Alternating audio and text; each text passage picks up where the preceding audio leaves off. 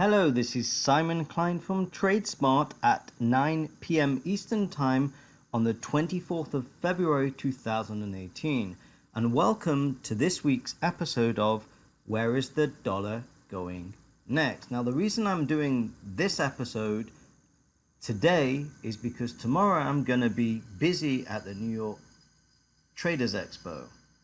So that's why I'm putting this out now. Anyway, as usual, what you see before you is the dollar index on the daily chart wound back to the end of the previous week.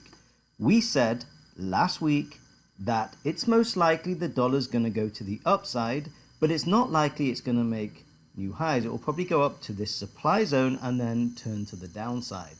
So let's take a look at how the market played out last week. Monday was a bank holiday. So on Tuesday, the market moved to the upside as expected. On Wednesday, the market continued moving higher. And on Thursday, the market did, exactly as we said was likely to happen, turn to the downside. And on Friday, we kind of have an inside bar, didn't really do very much. So the question is this: where is a dollar likely to go next this week? Well, based on this time frame alone, it's most likely that the dollar will continue moving to the downside and potentially break below these lows over here. The other option is we continue moving higher, as we said in the previous week, and break above this level and continue moving even more to the upside. But the higher probability option is that we move to the downside.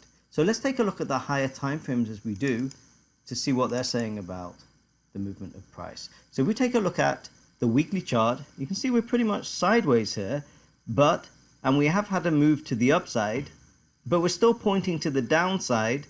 So from this time frame, if we move above this area and close above this area, it's likely we're going to move to the upside.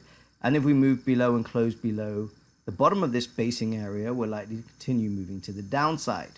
And again, if we look at the monthly chart, we can see that we're actually moving to the upside from this supply becomes demand area. So it's most likely that this will do something very similar to what happened over here. We'll have a move up that is most likely to be sold. And as we've said in previous weeks, if this move up is sold, then it's most likely, once we go below and close below this area, we'll likely continue moving to the downside, potentially to this demand level below. So these are the odds of where the dollar is likely to go next this week. So if you like this video, hit the like button below, share it with your friends, leave a comment, and be sure to subscribe at the end. This is Simon Klein from TradeSmart, wishing you the best of luck with your trading this week.